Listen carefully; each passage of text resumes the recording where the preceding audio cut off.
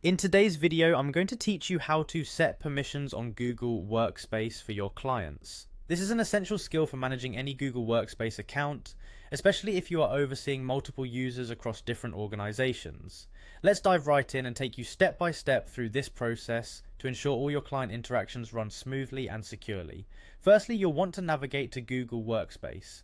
Once you're there, it's crucial to access the admin console. This area acts as your base of operations when it comes to managing users, permissions, and other administrative tasks. Make sure to log in using your business email, enter your credentials, and click next to sign in securely. Once you're logged in, direct your attention to the top right corner and click on the Google Apps menu. Here you'll find the admin icon, which you need to click. This will take you to your control panel where all your administrative tools are available. Within your admin console, look for the directory option. Click on it. This is where we manage all the groups and users within your organization or those you administer on behalf of clients. Next, select Groups. This will open a page where you can view your existing groups or add new ones. To create a new group, simply click the Create Group button. This function is particularly useful if you're setting permissions for a new client or restructuring groups. Now let's move on to naming your group. The group name should be something recognizable and relevant to the client's business or purpose.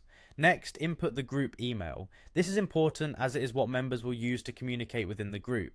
Following that, provide a succinct description of the group. This description will help new users quickly understand its purpose and make onboarding smoother. Once you have these basics down, it's time to assign group owners. Owners should typically be individuals who have a supervisory or managerial role within the client's organization, those who need authority over the group. Next, set up group labels. Group labels are important for organizing and filtering different groups, especially when managing multiple clients. If your organization has a substantial number of groups, this feature will keep everything orderly.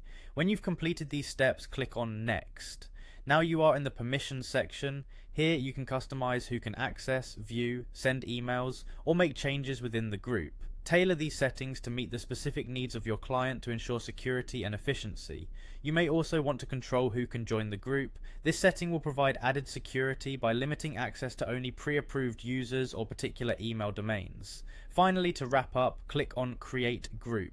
This saves all your settings and applies them to the newly created group, making it operational, and you're done. You've successfully set permissions for a client group on Google Workspace. Remember, setting appropriate permissions ensures that your client's data remains secure while allowing the necessary members to do their jobs effectively. Thanks for watching, and feel free to revisit this guide whenever you need to set up new permissions.